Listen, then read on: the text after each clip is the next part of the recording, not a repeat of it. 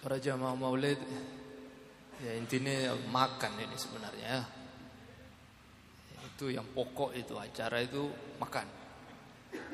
Ya, maulid makan. Ceramah ini itu sudah sering antum dengar, tapi ya untuk melengkapi majelis, ya tadi sudah melimpah itu nasihat-nasihat dari Al-Imam Abdurrahman Ad-Dibai. Namun para sahabat yang dirahmati Allah, saya teringat apa yang dikatakan oleh As-Sayyid Abdul Aziz bin Mas'ud Ad-Dabbag. Syekh Abdul Aziz Ad-Dabbag ini kakek buyutnya Al-Habib As-Sayyid Muhammad bin Alawi bin Abbas Al-Maliki. Beliau punya kakek itu seorang wali besar di zamannya, bahkan pimpinan para wali di zamannya. Beliau sebagai Al-Gaus, wali tertinggi. Beliau mengatakan, surga itu Allah Subhanahu wa taala ciptakan dari nur Nabi Muhammad sallallahu alaihi wasallam. Andai kata bukan karena dikekang oleh malaikat. Jadi surga itu di setiap pojok-pojoknya ada rantai yang mengikat. Karena kata beliau, karena Nabi ada di dunia, andai kata bukan karena ditahan oleh malaikat, maka surga itu akan melompat ke alam dunia ini. Karena rindu dengan Rasulullah. Maka kata beliau, kalau ingin proyek perluasan surga, jadi ada proyek perluasan surga dari malaikat, maka surga itu diperluas dengan cara baca sholawat. Jadi segala penjuru surga ditahan oleh rantai yang dipegang oleh malaikat, maka malaikat bersama-sama, ini malaikat planologi ya, ilmu yang ahli ya tata kota lah ya, mengatur surga itu, perluasan surga. Maka malaikat akan mengatakan, Allahumma sholli ala Sayyidina Muhammad. Maka surga itu ngembang. Nah, ketika surga itu hendak diberhentikan, ini proyek perluasan surga, maka mereka para malaikat akan bertasbih, Subhanallah, maka surga pun berhenti. Mengapa kata beliau? Karena ketika surga itu dipancing dengan salawat kepada Nabi, disebut kekasihnya, karena surga itu dicipta oleh Allah dari cahaya Nabi Muhammad SAW. Maka beberapa ulama mengatakan, termasuk guru saya, gurunya guru ya, saya punya guru Syekh Muhammad Salim Al-Qasimi, beliau punya guru Syekh Muhammad Zakaria Al-Kahdalawi. Beliau mengatakan di dalam kitabnya ada qaul yang mengatakan bahwasanya raudhah, Nabi sallallahu alaihi wasallam mengatakan di antara mimbar dan makamku merupakan raudhatun min riyadil jannah, adalah taman dari taman-taman surga. Maksudnya apa? Itu memang surga betulan. Jadi tanah surga, kepingan surga itu dibawa ke alam dunia, nanti menjelang hari kiamat raudhah yang kita singgahi kalau umrah itu akan diangkat ke langit, balikkan ke surga lagi. Karena untuk menutup kerinduan surga kepada Nabi, sehingga antara mimbar dengan makam beliau itu adalah taman dari taman surga. Kemudian Syekh Abdul Aziz Ad-Dabbag melanjutkan, beliau mengatakan ketika nanti orang-orang semua masuk surga, nah ini dia, maka orang yang pertama kali masuk surga itu adalah Rasulullah. Maka di dalam kitab Al-Isya'ah fi Asratis Sa'ah yang ditulis oleh As-Sayyid Muhammad bin Rasul Al-Barzanji, beliau mengatakan ada satu riwayat, sebuah riwayat Nabi SAW mengatakan kepada Sayyidina Ali, hai Ali, apakah engkau tidak ridho bahwasanya orang yang pertama kali masuk surga adalah aku, kamu, dan istrimu Fatimah, dan kedua putramu Al-Hasan Al-Husain, dan di belakang kita adalah istri-istri kita, dan di belakangnya lagi adalah keturunan-keturunan kita. Kemudian Sayyidina Ali tanya, wa muhibbuna, terus pecinta kami di mana ya Rasulullah? min wara'i zurriyatina, di belakangnya keturunan kita. Jadi urutan masuk surga itu sudah dikapling, ya. Urutannya sudah begitu. Itu awal masuk surga, kemudian diumumkan di seluruh mahsyar. Hendaknya semua yang ada di mahsyar tundukkan mata, tundukkan kepala, pejamkan mata. Karena putri Rasulullah SAW akan lewat. Jadi ketika Sayyidah Fatimah lewat, semua harus tunduk. Semua harus tunduk, maka lewat. Jadi urutan masuk surga. Jadi surga itu bernisbat kepada Nabi. Maka apapun jenis kebaikan yang kita klaim itu baik, kalau tidak ada hubungannya dengan Nabi, tidak atas dasar cinta kepada Nabi, haba'an mansura, itu hanya debu yang diterbangkan angin, gak ada nilainya. Walaupun seluruh dunia menyepakati itu besar, bernilai baik, kalau tidak ada hubungan dan nisbat kepada Nabi, itu tidak ada nilainya sama sekali. Laulaka ya Muhammad ma khalaqtu aflak. Di dalam hadis qudsi Allah Subhanahu wa taala mengatakan kepada Nabi, kalau bukan karena engkau hai Muhammad, kalau bukan karena engkau, aku tidak menciptakan alam semesta ini. Maka tadi Syekh Abdurrahman Ad-Dibai mengatakan wal kaunu isyaratun wa antal maqsud. Semua alam semesta ini hanya isyarat, sementara yang dituju itu hanyalah engkau, ya. Kemudian ayat tadi, innallaha wa malaikatahu yusholluna 'alan nabi. Bayangkan, sesungguhnya Allah loh ini berselawat kepada Nabi. Maksudnya selawat Allah kepada Nabi, Allah limpahkan rahmat takzim untuk beliau. Wa malaikatahu, dan para malaikatnya. Kalau Allah saja berselawat kepada Nabi dan malaikat-malaikat berselawat kepada Nabi, bagaimana dengan kalian wahai orang beriman? Ya ayyuhalladzina amanu shallu alaihi wasallimu taslima. Ya. Allah itu al-ghayur, maha pencemburu. Allah itu maha pencemburu. Dalam sebuah hadis Nabi mengatakan kepada sahabatnya, Sayyidina Zubair, karena terkenal pencemburu. Zubair, engkau mengatakan pencemburu, aku lebih pencemburu dan Allah lebih pencemburu dari aku. Jadi Allah itu maha pencemburu. Maksud pencemburu ini yang sesuai dengan keagungannya. Bila kaifin wala misal, tidak boleh dibayangkan. Maknanya Allah pencemburu, Allah tidak sudi nama kekasihnya jika disebut oleh dari mulutnya orang-orang yang dibenci oleh Allah. Allah pencemburu. Maka di zaman Nabi, orang yang menghina Nabi itu nggak bisa mengucapkan Muhammad, muzammam bisanya, kepleset lidah. Maka itu Ummu Jamil itu bawa batu nyari Nabi. Mana muzammam, nggak kelihatan, padahal Nabi ada di depan. Di samping Nabi ada Sayyidina Abu Bakar As-Siddiq. Maka Nabi mengatakan kepada Sayyidina Abu Bakar, hai Abu Bakar, apa engkau tidak takjub dengan apa yang dikatakan oleh ini Ummu Jamil ini? Hammalatul Hatab, ya, julukannya Hammalatul Hatab, diabadikan dalam Al-Quran. Wanita pembawa kayu bakar. Lihat, dia menyebut muzammam. Tidak ada nama muzammam, karena saya adalah Muhammad.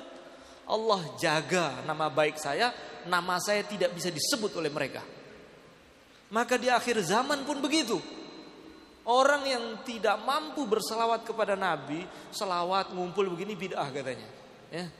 Kita maulid begini sesat, tidak ada dalilnya, bid'ah. Memang nggak dipilih. Allah maha pencemburu, nggak mau itu orang-orang begini nih bernisbat dalam itu, ditutup. Bayangkan. Maka di dalam sebuah riwayat bahwasanya ada satu preman Bani Israel. Preman ini mati. Kematiannya itu dibuang di pinggir tempat sampah. Ya ilaha illallah, ya. Digeletak di pinggir di tempat sampah. Maka Nabi Musa, karena beliau adalah kalimullah, bisa berbicara langsung dengan Allah. Maka, hai Musa, ada hambaku di tempat sampah itu. Urusi dia, mandikan, kafani dan kebumikan dengan baik, sebelumnya kamu sholati. Maka ketika dilihat oleh Nabi Musa, wah ini kan preman Bani Israil ini, Ini saking nakalnya sekampung, sampai satu orang kampung nggak mau ngurus dia mati. Alah, nakal sekali. Nggak ada kan di sini senakal-nakalnya sampai orang kampung nek mati gia sholat. Nggak sampai lah kita begitu. Ini Bani Israel saking nakalnya nggak dipedulikan ketika dia mati. Maka Nabi Musa memandikan jenazahnya, dikafani, disolati, dimakamkan dengan baik. Kemudian Nabi Musa tanya kepada Allah, ya Allah, ya Rabbku, ini hambamu yang engkau perintahkan aku untuk mengurusi jenazahnya dengan baik. Ini di tengah masyarakat Bani Israel ini preman nomor 1 ini. Ini orang nakal, penjahat. Apa yang membuat dia engkau ampuni ya Allah? Engkau perintahkan aku memperlakukan jenazahnya seperti ini. Wahai Musa, hambaku itu suatu hari tengah membuka-buka Taurat. Dia membuka-buka Taurat. Kemudian dia menemukan nama kekasihku Muhammad tertulis di situ. Maka dia berhenti membaca, lalu dia meletakkan nama itu di depan wajahnya. Dia menciumnya, dia memeluknya karena takzim dengan nama kekasihku Muhammad. Karena dia takzim memuliakan nama kekasihku Muhammad, maka aku ampuni semua dosa-dosanya. Kata para ulama, kalau umat lain Bani Israel memuliakan nama Nabi, padahal dia preman, pernah memuliakan nama Nabi Muhammad yang tertulis di kitab Taurat, diampuni dosanya. Bagaimana dengan umatnya sendiri? Bagaimana dengan umatnya sendiri? Maka tidak ada sesuatu yang paling kita harapkan. Wabil khusus Al-Fakir Qori bin Idrus ini, tidak ada yang paling dikhawatirkan dalam hidup ini melebihi dosa-dosanya. Berarti tidak ada yang paling dicita-citakan melebihi sebelum mati dosanya diampuni oleh Allah. Dan anak harap antum juga seperti itu. Kita ini beban dosa ini terlalu banyak kawan. Maka satu cara agar kita dapat ampunan Allah Subhanahu wa taala, ayo kita sama-sama menjadi ahli sholawat. Ayo sama-sama kita menjadi ahli sholawat. Dan ada satu pesan, ini dari leluhur-leluhur kita, para Sadah Ba'alawi ini, ada Habib, banyak sekali ini putranya Habib Sholih Al-Jufri ini. Alhamdulillah. Kaif abukum? Sehat ya? Alhamdulillah. Masya Allah, ini ada ijazah. Saya berharap sekali semua yang hadir di majelis maulid ini momentum saya akan sampaikan ijazah ini dan antum amalkan ya. Ini ijazah anak Al-Fakir diijazahkan oleh guru kita bersama, yaitu Al-Habib Umar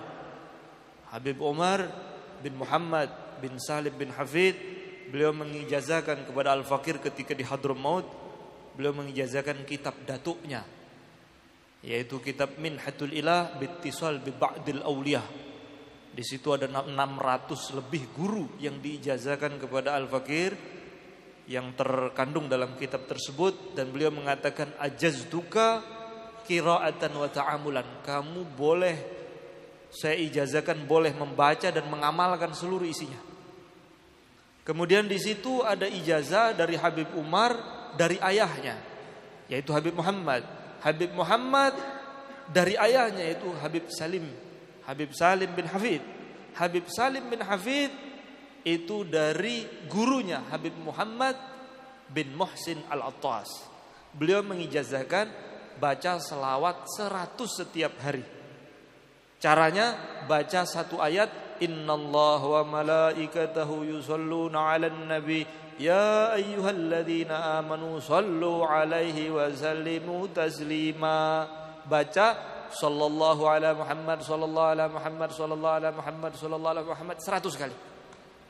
Salawat ini pernah jadi maharnya Nabi Adam ketika melamar Sayyidatuna Hawa, sehingga dinisbatkan dengan malaikat Jibril, karena yang ngasih tahu malaikat Jibril, "Hai Adam, jangan sentuh dulu Hawa. Kalau kamu mempersunting dia, bayar maharnya." Maharnya apa? Wahai Jibril, sallallahu ala Muhammad.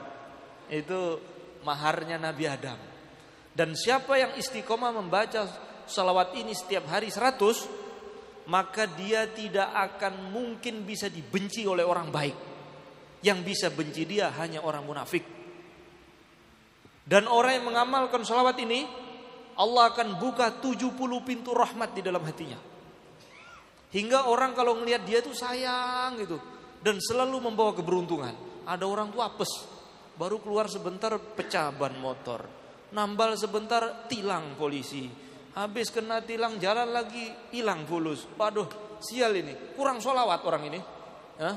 Kata Nabi Khidir pernah ditanya, ada ndak amalan yang bisa menghapus nama orang itu dari data makhluk sial? Jadi ada kumpulan orang-orang sial dan ada pembukuannya itu. Saya nggak tahu, nggak pernah lihat ya. Pokoknya di dalam kitab begitu. Ada Diwan Ashqiya. Diwan Ashqiya ini adalah kumpulan data orang-orang celaka, orang-orang sial di dunia. Kalau sudah tertulis nama di situ, apes hidup itu.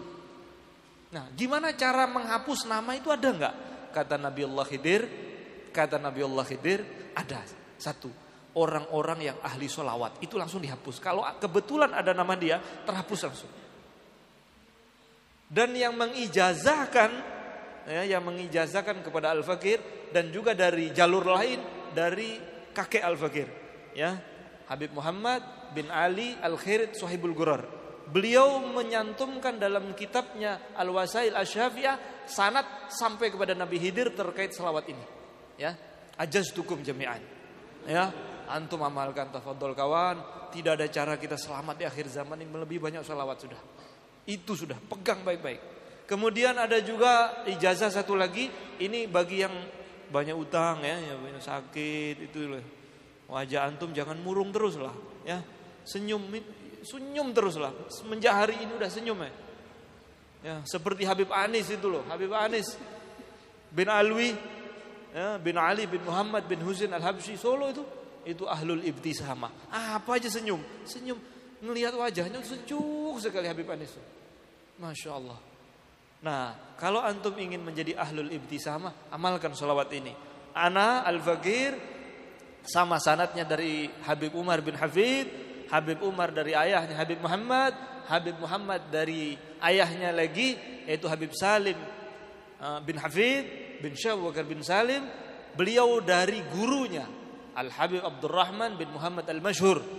Habib Abdurrahman Al-Masyhur dari gurunya sampai kepada Sahibul Gurar, kakeknya Al-Fakir yaitu Al-Habib Muhammad bin Ali bin Alawi Al-Khirid. Itu nama kakek kami. Beliau sanadnya dari gurunya sampai Rasulullah. Cara bacanya sama seperti tadi, innallaha wa malaikatahu yusholluna 'alan nabi ila akhiril ayat. Tapi sholawatnya lebih pendek dari tadi, hanya 100. Allahumma sholli alaih. Sholawat ini dinamakan sholawat domir karena tidak menyebut Nabi, alaih gitu aja. Sholawat domir namanya. Allahumma sholli alaih, Allahumma sholli alaih, Allahumma sholli alaih, Allahumma sholli, gitu saja. Dan amalan ini termaktub dalam Tazkiratul Mustafa yang ditulis oleh Al-Habib Abu Bakar Attas Al-Habsyi yang ngarang kitab Tazkirun Nas fi Mujmu'il Kalam Al-Habib Ahmad bin Hasan Al-Attas. Itu bagus itu. Beliau mengatakan dari Sahibul Gurar Al-Habib Muhammad bin Ali Khirid, beliau mengatakan siapa yang membaca salawat ini, Allahumma sholli alaih, Allahumma sholli alaih, Allahumma sholli alaih 100 kali setiap hari dengan pembukaan innallaha wa malaikatahu yusholluna 'alan nabi, Allah akan tunaikan 100 hajatnya. 30 untuk hajat dunia, 70 nanti di akhirat. Antum kan enggak sampai 30 hajatnya. Paling token itu listrik sudah bunyi 1 ya. Akhir bulan 2, istri cemberut 3, pulsa habis 4, enggak, paling 10 lah mentok itu. Enggak sampai 30. Berarti kan saldo anti anti malapetaka, masalah ini kita sudah dapat 30 loh. Urusan dunia, hutang semua selesai. Ini amalkan salawat ini. Ajaztukum jami'an. Semoga majelis kita diberkati oleh Allah Subhanahu wa taala. Kita sama-sama baca Fatihah dulu kepada para aulia saleh solehin, khususnya yang membabat desa Temburu ini. Nah, kita sama-sama baca Fatihah.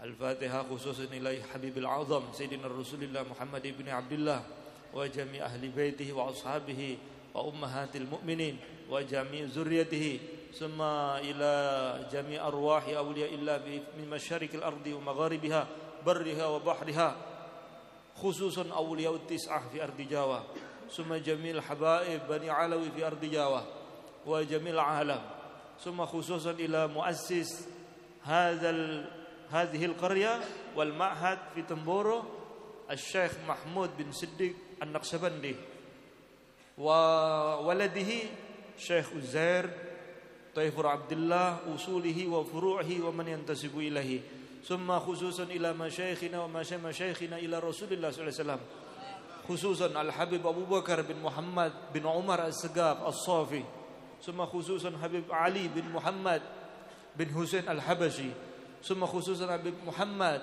بن إدريس الحبشي ثم خصوصا السيد علي رحمة الله سنن أمبل وجميع أولياء الله في مشارق الأرض ومغاربها خصوصا الغوث في هذا الزمان وجميع الأقطاب والأبدال والأوتاد والنجباء وجميع أصحاب الدوائر الكبرى وأهل النوبة أصولهم وفروعهم ومن ينتسب إليهم. الفاتحة.